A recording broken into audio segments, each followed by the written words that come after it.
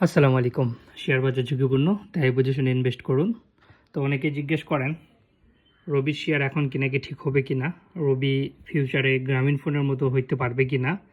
তো এই নিয়ে একটা আজকে সংক্ষিপ্ত আলোচনা করব আর কি। তো পিডিএফ আকারে তৈরি করা হয়েছে এটা, এবং ধীরে ধীরে আমি এটাকে বলার চেষ্টা করব। রবি 5 বছর পরে রবির প্রাইস কেমন হইতে পারে একটা একটা আনুমানিক। তো আমি কোনো বাইসেল নির্দেশনা দেই না, এটা জাস্ট খালি অ্যানালাইসের উপরে এই ভিডিওটি করা হইতেছে।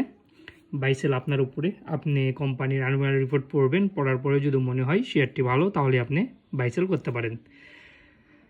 তো শুরু করি। রবি শেয়ারের গত 5 বছরের গ্রোথ ও 2030 সালে সম্ভাব্য। এখন 26 সাল চলতেছে, তো 30 সালে কেমন হইতে পারে রবি। লং টার্ম যারা ইনভেস্ট করার চিন্তা করেন, সেটা বলেন এসআইপি বলেন, অথবা যে ডিভিডেন্ড থেকে প্রফিট নেওয়ার যে কথাগুলো থাকে, বা যারা লং টার্ম ইনভেস্ট করেন ফান্ডামেন্টাল দেখে, তাদের জন্য আজকের এই ভিডিওটি। তো আমরা যদি দেখি 5 বছরের রেভিনিউ ধীরে কিন্তু প্রফিট দ্রুত বেড়েছে। আচ্ছা, 2021 থেকে 2025 সাল থেকে এর রেভিনিউ বৃদ্ধি হয়েছে 22.7%, এবং নেট প্রফিট বৃদ্ধি পেয়েছে প্লাস 420%, আর ইপিএস বৃদ্ধি পেয়েছে প্রায় ৳1.79 পর্যন্ত।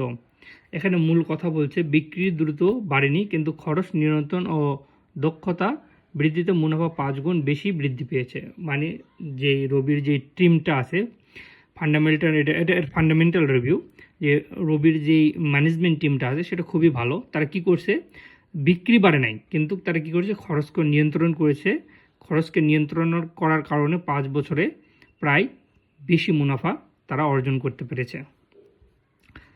নেক্সটে যদি যাই, রবির তো রেভিনিউটা ছিল ঠিক এইরকম, এবং রেভিনিউ ছিল 5.3%। 2024-25 সালে এ বৃদ্ধি প্রায় স্থির, এখন একটু স্থিরে আছে, এই জন্য রবির প্রাইসটা বাড়তিছে না। তো এটা একটা চার্ট দেওয়া হয়েছে 2021, 2022, 2023, 2024, 2025। দেখেন 2021 সাল থেকে 2022 সাল থেকে একটু বাড়ছে, 22 সাল থেকে 23 সাল কিন্তু অনেকটাই বাড়ছে। তো 24-25 সালে একটু গ্রোথটা একটু কম, মানে ঠিক মাঝামাঝি আকারেই আছে আর কি। আচ্ছা, প্রফিট মার্জিন ছিল 2.2 থেকে 9.4% বাড়ছে, এবং ইপিএস যেটা বললাম এর আগে 1.79, ৳1.79 বাড়ছে, এবং 2025 সালে নেট প্রফিট ছিল ৳937 কোটি। আচ্ছা, 2026 সালে প্রথমার্ধে ইতিবাচক গতি। 2026 সালে হাফ ইয়ারে, মানে H1 রেভিনিউ যেটা বলা হয়, হাফ ইয়ারে মানে 6 মাসে যেটা বলা হয়, তো 6 মাসের ইপিএস ছিল 0.94, খুবই ভালো, এবং সে প্রফিট করেছে H1-এ ৳495 কোটি, এবং রেভিনিউ 7.1%, প্রফিট 29.3%। তারপরে যদি আমরা দেখি আগামী গ্রোথের প্রধান চালিকা শক্তি যেটা, সেটা হচ্ছিল ডাটা ব্যবহারকারী। আমরা জানি রবি খুবই স্ট্রং একটা ডাটাবেস তারা নির্ভর করে, এবং রবির নেটের স্পিডটা খুবই ভালো। তো আমাদের এখানে প্রায় 4G ব্যবহারকারী আছে 3.99 কোটি, খুব ভালো একটা স্ট্রং গ্রাহক বেস তারা পাইছে রিসেন্ট টাইমে, এবং তারা নতুন আয়ের সম্ভাবনা দেখছে 5Gতে। এবং এই যে উন্নতিগুলো বা যে গ্রোথগুলোর জন্য আমরা রবি কিনতে পারি, সেই গ্রোথ নিয়ে কথা বলা হয়েছে। মার্জিন বৃদ্ধি, দীর্ঘমেয়াদী সুযোগ থাকতেছে 5Gতে। তো নেক্সট স্লাইডে যদি যাই, তো তবে 4টি ঝুঁকি নজরে রাখতে হবে। কী কী ঝুঁকি, সেই ঝুঁকিগুলো আমরা দেখি। 2024-25 সালে বিক্রি প্রায় স্থির ছিল, যেটা আমরা চার্টে একদম দেখলাম। তারপর 5G ও নেটওয়ার্ক এক্সপ্লোরেশনের বড় বিনিয়োগ প্রয়োজন। অবশ্যই যখন 5G আসবে তখন একটা ভালো বিনিয়োগ কিন্তু রবির দরকার হবে, এটা স্বাভাবিক। প্রত্যেকটা জিনিসে যখন সে উন্নতি করতে যাবে বা সে ব্যবসায় গ্রোথ করতে যাবে, তখন তো ক্যাপিটাল একটা দরকার হবেই। রেভিনিউয়ের বড় অংশ সরকারি পরিশোধে যায়, এটা স্বাভাবিক, এটা ট্যাক্স দিতেই হবে। আর কম ডাটা প্রাইজে মার্জিন কমাতে পারে, এআরপিইউ ও মার্জিন কমাতে পারে, এটা স্বাভাবিক ব্যাপার। কিন্তু তাদের দক্ষ ম্যানেজমেন্ট টিম যেটা আছে, দেখেন 2024-25 সালে কি করছে তারা মনে করেন যে মানে সেল খুব কম, তার মধ্যেও কি করছে তারা, মানে নিজের খরচ বাঁচায় কিন্তু প্রফিট অনেকটা আগায় নিয়ে গেছে। তো আশা করা যায় রবির মানে যারা টিমগুলো আছে, ম্যানেজমেন্ট টিমগুলো, তারা অনেক ভালো।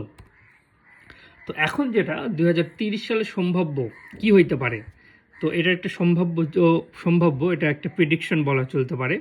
তো 21 টাকা থেকে রবি 69 টাকা পর্যন্ত যাইতে পারে, কারণ প্রাইস কারেকশনে আসবে, আবার উঠবে, কারেকশনে আসবে, আবার উঠবে, ঠিক এইরকমই একটা প্রেডিকশন করা হয়েছে এখানে, যেখানে 2030 সালে সম্ভাব্য 21 টাকার থেকে 69 টাকা পর্যন্ত যাইতে পারে রবি। যারা লং টার্ম ইনভেস্ট করতে চান তারা রবিতে করতে পারেন, আমার যেটা মনে হয়। কিন্তু এটা কিন্তু নিশ্চিত না, জাস্ট একটা প্রেডিকশন ধরতে পারেন। এখন হলো শেষ সিদ্ধান্ত, ভালো উন্নতি ও খাও, কিন্তু ধাপে ধাপে। এটা স্বাভাবিক ব্যাপার, একটা শেয়ার তো অবশ্যই একবারে উঠবে না, বা একটা কোম্পানির গ্রোথ কিন্তু মানে একবারেই হয় না। বিভিন্ন কোম্পানির বিভিন্ন রকম স্ট্র্যাটাজি থাকে, ফলো করে, এবং তারা ধীরে ধীরে তার যে গোল সেখানে পৌঁছে। তো শক্তি হচ্ছিল একটাই, প্রফিট ইপিএস দূরত্ব বেড়েছে, ডাটা ও 4G শক্তিশালী, ডিভিডেন্ড এবং আকর্ষণীয়।